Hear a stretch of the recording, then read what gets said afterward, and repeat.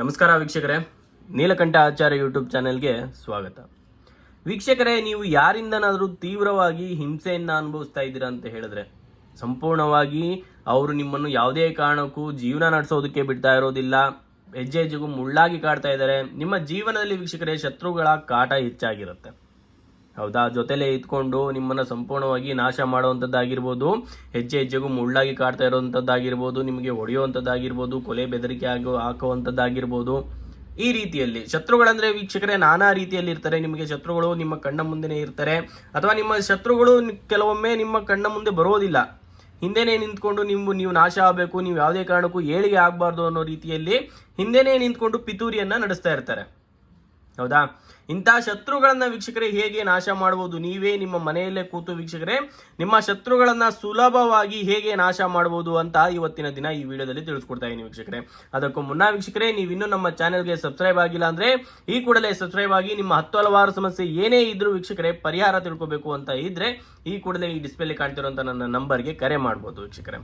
ಶತ್ರುಗಳಂದ್ರೆ ವೀಕ್ಷಕರೇ ಯಾರೇ ಆಗಿರ್ಬೋದು, ನಿಮ್ಮ ದಾಂಪತ್ಯ ವಿಚಾರದಲ್ಲಿ ವೀಕ್ಷಕರೇ ಗಂಡ ಆಗಿರ್ಬೋದು, ಹೆಂಡತಿ ಆಗಿರ್ಬೋದು, ನಿಮ್ಮ ದಾಂಪತ್ಯ ಜೀವನದಲ್ಲಿ ಯಾರೋ ಮೂರನೇ ವ್ಯಕ್ತಿಯಿಂದ ನಿಮ್ಮ ದಾಂಪತ್ಯ ಜೀವನ ಮುರಿದು ಬೀಳ್ತಾ ಇದೆ.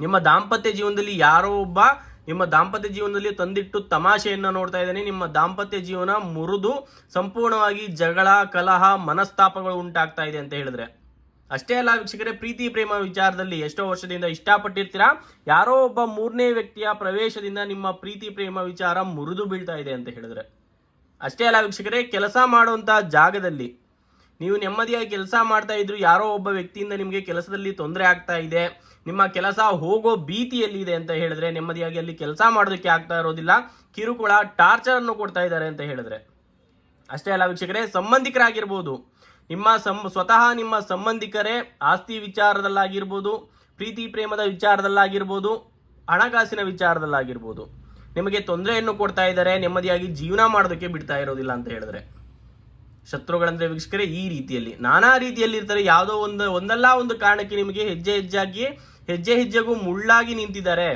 ಹೆಜ್ಜೆ ಹೆಜ್ಜೆಗೂ ತೊಂದರೆಯನ್ನ ಕೊಡ್ತಾ ಇದ್ದಾರೆ ಅಂತ ಹೇಳಿದ್ರೆ ವೀಕ್ಷಕರೇ, ಅಂತ ಶತ್ರುಗಳನ್ನ ನೀವು ನಿಮ್ಮ ಮನೆಯಲ್ಲೇ ಕೂತು ವೀಕ್ಷಕರೇ ಸುಲಭವಾಗಿ ನಾಶ ಮಾಡಬಹುದು. ನಿಮ್ಮ ದಾರಿಗೆ ಬರದೇ ಇರೋ ರೀತಿಯಲ್ಲಿ, ಸಂಪೂರ್ಣವಾಗಿ ಅವರು ಸಾವನ್ನೇ ಅಪ್ಪೋ ರೀತಿಯಲ್ಲಿ, ಅಥವಾ ಸಂಪೂರ್ಣವಾಗಿ ಮಾನಸಿಕ ಅಸ್ವಸ್ಥರಾಗಿ ರೋಡ್ ಅಲಿಬೇಕು ವೀಕ್ಷಕರೇ, ಆ ರೀತಿಯಲ್ಲಾಗಿರ್ಬೋದು, ಅಥವಾ ಸಂಪೂರ್ಣವಾಗಿ ಮಾನಸಿಕ ಅಸ್ವಸ್ಥರಾಗಿ ಹಾಸಿಗೆ ಹಿಡಿದು ಮೂಲೆ ಗುಂಪಾಗೋ ರೀತಿಯಲ್ಲಿ ನೀವು ಹೇಗೆ ಅನ್ಕೊಂಡು ಮಾಡ್ತೀರಾ ವೀಕ್ಷಕರೇ, ಆ ರೀತಿಯಲ್ಲಿ ಶಕ್ತಿಶಾಲಿ, ಪ್ರಭಾವಶಾಲಿ ಆದಂತ ಒಂದು ಶತ್ರುನಾಶ ವಿಧಾನವನ್ನು ಇವತ್ತು ತಿಳಿಸ್ಕೊಡ್ತಾ ಇದ್ದೇನೆ. ವಿನಾಕಾರಣ ವೀಕ್ಷಕರೇ ಯಾವುದೋ ಒಂದು ಕ್ಷುಲ್ಲಕ ಕಾರಣಕ್ಕಾಗಿರ್ಬೋದು, ಅಥವಾ ಯಾರೋ ಒಬ್ಬ ನೆಮ್ಮದಿಯಾಗಿ ಯಾರೋ ಒಬ್ಬರ ಜೀವನದಲ್ಲಿ ಆಟ ಆಡೋದಕ್ಕೆ ಒಂದು ಎಕ್ಸ್ಪೆರಿಮೆಂಟ್ ಅನ್ನೋ ರೀತಿಯಲ್ಲಿ ವೀಕ್ಷಕರೇ ಈ ಒಂದು ವಿಧಾನವನ್ನು ಮಾಡಬೇಡಿ. ಒಂದು ಅಮಾವಾಸ್ಯೆ ಆಗಿರ್ಬೋದು, ಹುಣ್ಣಿಮೆ ದಿನ ಆಗಿರ್ಬೋದು ವೀಕ್ಷಕರೇ, ಅಮಾವಾಸ್ಯೆ ಹಾಗೂ ಹುಣ್ಣಿಮೆ ಅಂದ್ರೆ ವೀಕ್ಷಕರೇ ದೀಪಾವಳಿ ಅಮಾವಾಸ್ಯೆ, ದೀಪಾವಳಿ ತಿಂಗಳಲ್ಲಿ ಬರುವಂತ ಅಮಾವಾಸ್ಯೆ ಆಗಿರ್ಬೋದು, ಹೋಳಿ ತಿಂಗಳಲ್ಲಿ ಬರುವಂತ ಹೋಳಿ ಹಬ್ಬದ ತಿಂಗಳಲ್ಲಿ ಬರುವಂತ ಹುಣ್ಣಿಮೆ ಆಗಿರ್ಬೋದು ವೀಕ್ಷಕರೇ, ಈ 2 ದಿನ ಪ್ರಬಲ ಅತ್ಯಂತ ಉತ್ತಮವಾಗಿರುತ್ತೆ ವೀಕ್ಷಕರೇ. ಈ 2 ದಿನದಲ್ಲಿ ನೀವು ಈ ಒಂದು ವಿಧಾನ, ನಾನು ಹೇಳ್ಕೊಟ್ಟಂತ ವಿಧಾನ ಏನಾದ್ರು ಮಾಡಿದ್ದೆ ಆದ್ರೆ ವೀಕ್ಷಕರೇ ಶತ್ರುಗಳು ನಿಮ್ಮ ಕಣ್ಣು ಮುಂದೆ ಯಾವತ್ತೂ ಬರೋದಿಲ್ಲ. ನೀವೇನು ಅನ್ಕೊಂಡು ಮಾಡಿರ್ತೀರಾ, ಯಾವ ಉದ್ದೇಶ ಇಟ್ಕೊಂಡು ಮಾಡಿರ್ತೀರಾ, ಅದು ಅವತ್ತಿನ ದಿನಾನೇ ನಿಮ್ಮ ಕಾರ್ಯ ನೆರವೇರುತ್ತೆ. ಹೇಗೆ ಮಾಡ್ಬೋದು ಏನು ಅಂತ ತಿಳಿಸ್ಕೊಡ್ತಾ ಇದ್ದೀನಿ ವೀಕ್ಷಕರೇ, ವಿಡಿಯೋ ಸಂಪೂರ್ಣವಾಗಿ ನೋಡಿ ಅಂತ ಹೇಳ್ತಾ, ಮೊದಲಿಗೆ ವೀಕ್ಷಕರೇ ಈ ರೀತಿಯಲ್ಲಿ ಒಂದು ನಿಂಬೆ ಹಣ್ಣನ್ನು ತಗೋಬೇಕಾಗುತ್ತೆ. ಈ ಒಂದು ವಿಧಾನವನ್ನು ವೀಕ್ಷಕರೇ ಮಾಡುವಂಥ ಸಂದರ್ಭದಲ್ಲಿ ಯಾವುದೇ ಕಾರಣಕ್ಕೂ ಮನಸ್ಸು ಚಂಚಲವಾಗಿರ್ಬೋದು, ಮಾಡಿದ್ರು ಆಗುತ್ತೋ ಇಲ್ವೋ ಅನ್ನೋ ಗೊಂದಲ ರೀತಿಯಲ್ಲಿ ಕೈ ಹಾಕಬಾರ್ದು ವೀಕ್ಷಕರೇ, ಆಯ್ತಾ? ಮಾಡುವಂಥ ಸಂದರ್ಭದಲ್ಲಿ ದಕ್ಷಿಣ ದಿಕ್ಕಿಗೆ ಮುಖ ಮಾಡಿ ಕೂತ್ಕೊಂಡು ಈ ಒಂದು ವಿಧಾನವನ್ನು ಮಾಡಬೇಕಾಗುತ್ತೆ. ಈ ಒಂದು ವಿಧಾನವನ್ನು ಮಾಡಿದ ನಂತರ ವೀಕ್ಷಕರೇ ಸಂಪೂರ್ಣವಾಗಿ ಮಣ್ಣಲ್ಲಿ ಹಾಕಿ ಮುಚ್ಚಬೇಕಾಗುತ್ತೆ. ಅದು ಏನು ಅಂತ ಕೊನೆಯಲ್ಲಿ ಹೇಳ್ತೀನಿ. ಮೊದಲಿಗೆ ವೀಕ್ಷಕರೇ ಈ ರೀತಿಯಲ್ಲಿ ಒಂದು ನಿಂಬೆಹಣ್ಣನ್ನು ತಗೊಳ್ಳಿ. ನಿಮಗೆ ಯಾರು ತೊಂದರೆ ಕೊಡ್ತಾ ಇದ್ದಾರೆ, ಯಾರು ನಿಮಗೆ ನೆಮ್ಮದಿಯಾಗಿ ಜೀವನ ಮಾಡೋದಕ್ಕೆ ಬಿಡ್ತಾ ಇರೋದಿಲ್ಲ, ಆತನ ಹೆಸರನ್ನು ಈ ರೀತಿಯಲ್ಲಿ ಮೇಲ್ಭಾಗದಲ್ಲಿ ಬರ್ಕೊಳ್ಳಿ. ನಾನು ಉದಾಹರಣೆಗೆ ರಘು ಅನ್ನೋ ಹೆಸರನ್ನ ಈ ರೀತಿಯಲ್ಲಿ ಉದಾಹರಣೆಗೆ ಬರಿತಾ ಇದ್ದೀನಿ.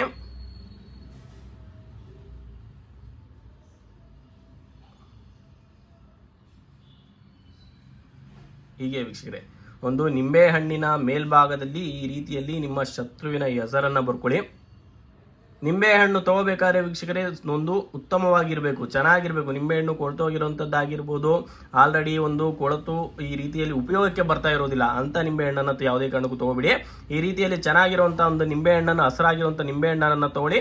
ಅದರ ನಿಂಬೆಹಣ್ಣಿನ ಮೇಲ್ಭಾಗದಲ್ಲಿ ನಿಮ್ಮ ಶತ್ರುವಿನ ಹೆಸರನ್ನು ಈ ರೀತಿಯಲ್ಲಿ ಮೊದಲಲ್ಲಿ ಬರ್ಕೋಬೇಕು. ನಿಂಬೆಹಣ್ಣಿನ ಮೇಲೆ ಈ ರೀತಿಯಲ್ಲಿ ನಿಮ್ಮ ಶತ್ರುವಿನ ಹೆಸರನ್ನು ಬರ್ಕೊಳ್ಳಿ ಮೊದಲು. ನಂತರದಲ್ಲಿ ವೀಕ್ಷಕರೇ ಒಂದು ಬತ್ತಿಯನ್ನು ರೆಡಿ ಮಾಡ್ಕೋಬೇಕಾಗುತ್ತೆ. ಆ ಬತ್ತಿಯನ್ನು ವೀಕ್ಷಕರೇ ಕುಂಕುಮದ ಜೊತೆ ಮಿಶ್ರಣ ಮಾಡಿ ಕೆಂಪು ಬಣ್ಣಕ್ಕೆ ಪರಿವರ್ತನೆ ಆಗೋ ರೀತಿಯಲ್ಲಿ ಮಿಶ್ರಣ ಮಾಡಬೇಕಾಗುತ್ತೆ, ಮಿಕ್ಸ್ ಮಾಡ್ಕೋಬೇಕಾಗುತ್ತೆ.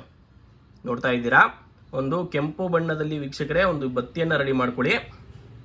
ನಂತರದಲ್ಲಿ ವೀಕ್ಷಕರೇ ನೀವು ತಗೊಂಡಿರುವಂಥ ನಿಂಬೆಹಣ್ಣು, ಹೆಸರು ಬರೆದಿರುವಂಥ ನಿಂಬೆಹಣ್ಣನ್ನು ವೀಕ್ಷಕರೇ ಮಧ್ಯಭಾಗದಲ್ಲಿ 2 ಭಾಗವನ್ನಾಗಿ ಮಾಡ್ಕೊಳ್ಳಿ.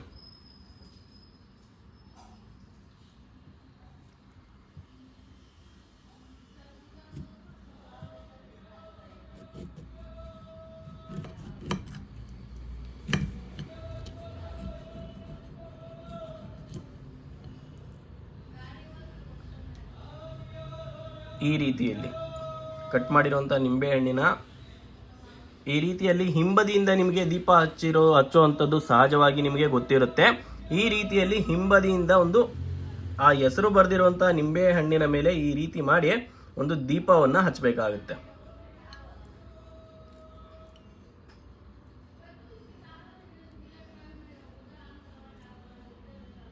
ಹೀಗೆ ನೋಡ್ತಾ ಇದ್ದೀರಾ, ಈ ರೀತಿಯಲ್ಲಿ ಹೆಸರು ಬರೆದಿರುವಂಥ ನಿಂಬೆಹಣ್ಣನ್ನು ಹಿಂಭಾಗದಿಂದ ಈ ರೀತಿ ಮಾಡಿಕೊಂಡು ದೀಪವನ್ನು ಹಚ್ಚಬೇಕಾಗತ್ತೆ.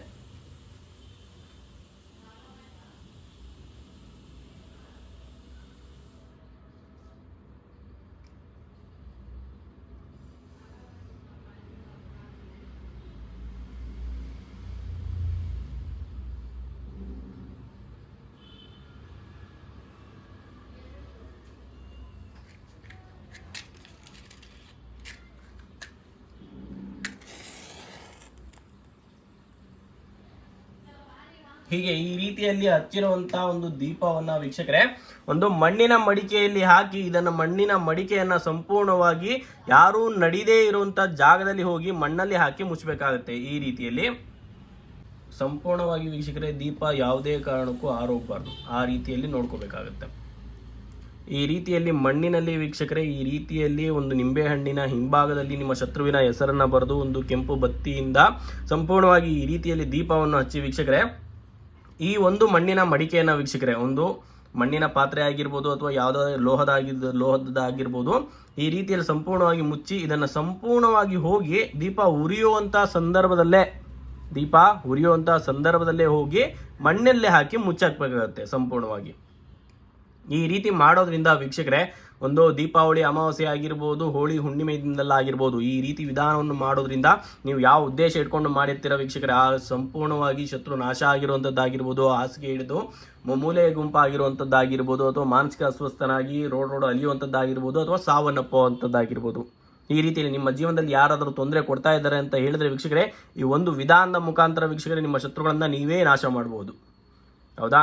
ವಿಡಿಯೋ ಇಷ್ಟ ಆದರೆ ವೀಕ್ಷಕರೇ ಹೆಚ್ಚು ಜನರಿಗೆ ಶೇರ್ ಮಾಡಿ. ಅಥವಾ ನೀವು ಮಾಡಿದ್ರೆ ಏನು ಪ್ರಯೋಜನ ಆಗ್ತಾ ಇಲ್ಲ ಅಂತ ಹೇಳಿದ್ರೆ, ಅಥವಾ ನಿಮ್ಮ ಸಮಸ್ಯೆ ಇದಕ್ಕಿಂತ ಗಂಭೀರವಾಗಿದೆ ಅಂತ ಹೇಳಿದ್ರೆ, ಮಾಡೋದಕ್ಕೆ ಅನುಕೂಲ ಆಗ್ತಾ ಇಲ್ಲ ಅಂತ ಹೇಳಿದ್ರೆ ವೀಕ್ಷಕರೇ ಈ ಕೂಡಲೇ ಡಿಸ್ಪ್ಲೇಲಿ ಕಾಣ್ತಿರುವಂಥ ನನ್ನ ನಂಬರ್ಗೆ ಕರೆ ಮಾಡ್ಬೋದು ವೀಕ್ಷಕರೇ. ಸಮಸ್ಯೆ ನಿಮ್ಮದಾಗಿರಲಿ ನಿಮ್ಮ ಸ್ನೇಹಿತರದಾಗಿರಲಿ ವೀಕ್ಷಕರೇ ಅವರಿಗೂ ಈ ವಿಡಿಯೋ ಅಥವಾ ನನ್ನ ನಂಬರನ್ನು ಶೇರ್ ಮಾಡಿ ಅಂತ ಹೇಳ್ತಾ ಇವತ್ತಿನ ದಿನ ಈ ವಿಡಿಯೋವನ್ನು ಮುಗಿಸ್ತಾ ಇದ್ದೀನಿ ವೀಕ್ಷಕರೇ. ನಮಸ್ತೆ, ಶುಭವಾಗಲಿ.